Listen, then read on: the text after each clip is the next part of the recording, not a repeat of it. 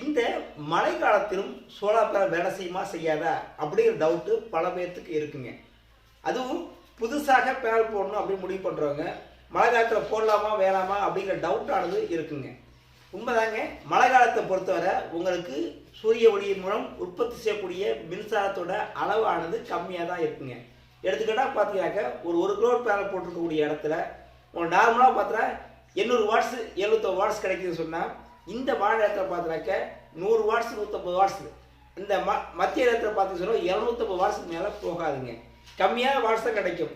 ஆனால் அதுக்காக solar panel போடலாமா வேணாமான்னு கொஸ்டின் பண்ணால் கண்டிப்பாக போடலாங்க. ஏன்னா இந்த மாதிரி நேரத்தில் சோலார் பேனல் ஃபிக்ஸ் பண்ணக்கூடிய இன்ஸ்டாலிங் பர்சன்ஸ் இருக்காங்கல்ல, அவங்க ஈஸியாக நமக்கு கிடைப்பாங்க. தட் மீன்ஸ் என்னட்டாக்க வெயில் காலத்தில் பார்த்தீங்கன்னு சொன்னாக்க கரண்ட் பில் எகிருது அப்படின்னு சொல்லிட்டு நிறைய பேர் சோலார் பேனல் போடுறதுக்காக ட்ரை பண்ணுவாங்க.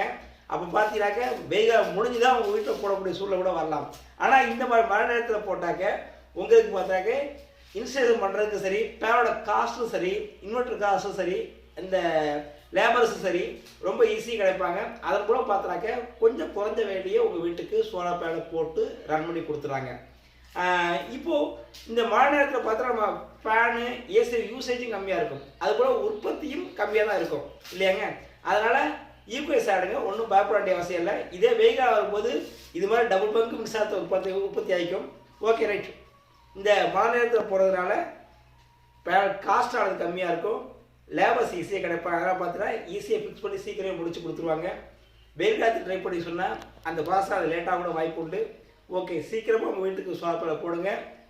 நீங்கள் உங்கள் வீட்டுக்கு மின்சாரத்தை நீங்களே உற்பத்தி செய்து பயன்படுத்திக் கொள்ளுங்கள். நன்றி.